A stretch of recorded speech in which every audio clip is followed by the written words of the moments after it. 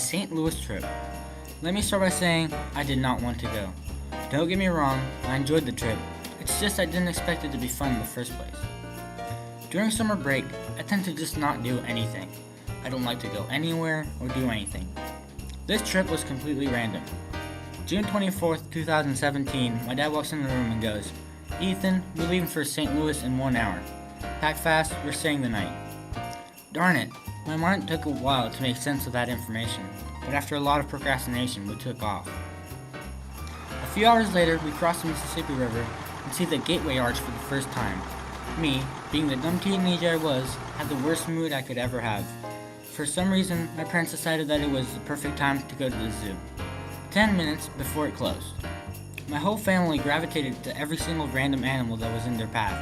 After the closing hour had passed, my dad decided to ride the train around the zoo, just so we could stay longer and get closer to where we parked our car. As we were leaving the zoo, my dad saw an event going on across the street. It was a Shakespeare play, and for some reason, my parents decided to stay for the 3 hours it lasted. We finally get out of the car and drive to the hotel, settle in, and go to sleep. The next day, my dad wakes me up and says, "We're going to a baseball game today." Even though the trip had been awful for me, that actually seemed interesting. We got ready and left. That was the first baseball game I went to. And, not gonna lie, it was pretty fun. That baseball game made me think the trip wasn't all that bad. At night, we had dinner at this fancy spaghetti place, and they made my brothers crazy balloon hats. We went back to the hotel and went to bed since we had to get up early the next day. I woke up having a good attitude, because I realized if I didn't, I was being annoying to my family and myself. That day, we went on a tour of the Gateway Arch. We could see the Butch Stadium where we had been the day before.